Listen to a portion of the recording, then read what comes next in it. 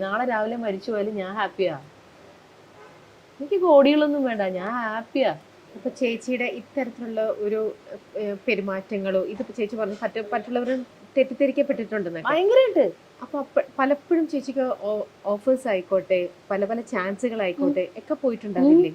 ഒരുപാട്. ഒരു പക്ഷെ ഈ ആഗ്രഹിച്ച വേഷം പറഞ്ഞുറപ്പിച്ച്, ശമ്പളം പറഞ്ഞുറപ്പിച്ച്, വേഷം പറഞ്ഞുറപ്പിച്ചിട്ട് ഷൂട്ടിന്റെ 2 ദിവസം മുമ്പ് കോസ്റ്റ്യൂം കമ്മ്യൂണിക്കേഷന് വേണ്ടി വിളിക്കുമ്പോൾ ഞാനല്ല മറ്റൊരാളാണെന്ന് പറഞ്ഞിട്ടുള്ള കഥകൾ എത്രയുണ്ട്. എന്നെക്കുറിച്ച് ഏറ്റവും കൂടുതൽ തെറ്റിദ്ധാരണ പടർത്തുന്ന കഥകളാണ് പുറത്ത് വന്നിട്ടുള്ളത്. പിന്നെ എൻ്റെ ഒരു പ്രശ്നം, ഞാൻ എങ്ങും പോയിട്ട് ഞാൻ അതല്ല ഇതല്ല എന്ന് ഞാൻ പോവാറില്ല. ഞാൻ തിരുത്തിയിട്ട് എന്ത് കാര്യമുള്ള ഇവരിത് പറയും.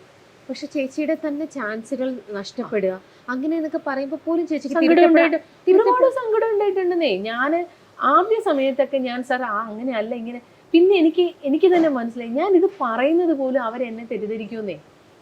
എന്തിനാ ഇത് എനിക്കുള്ളത്. ഇപ്പം എനിക്ക് ആ പ്രൊഡ്യൂസർ തന്നതുപോലെ അവസരം തന്നാലല്ലേ പറയാൻ പറ്റും. പിന്നെ ഞാൻ ഒരു വർക്കിൽ ചെന്ന് നിന്ന് കഴിഞ്ഞാൽ അത് എൻ്റെ വർക്കായിട്ട് ഞാനങ്ങ് കാണും. അവിടെ എന്ത് കാര്യം വന്നാലും ഞാൻ പോയി നിന്ന് കാര്യങ്ങൾ ചെയ്യും. എനിക്ക് വർക്ക് ചെയ്യാൻ മടിയില്ല. എനിക്ക് ഏത് പാതിരാത്രി വരെ വർക്ക് ചെയ്യാൻ എനിക്ക് മടിയില്ല. എനിക്ക് സന്തോഷമേ ഉള്ളൂ. എനിക്കിഷ്ടമാണ്. അത് എന്നെ അടുത്തറിയാവുന്നവർക്ക് നന്നായിട്ടറിയാം.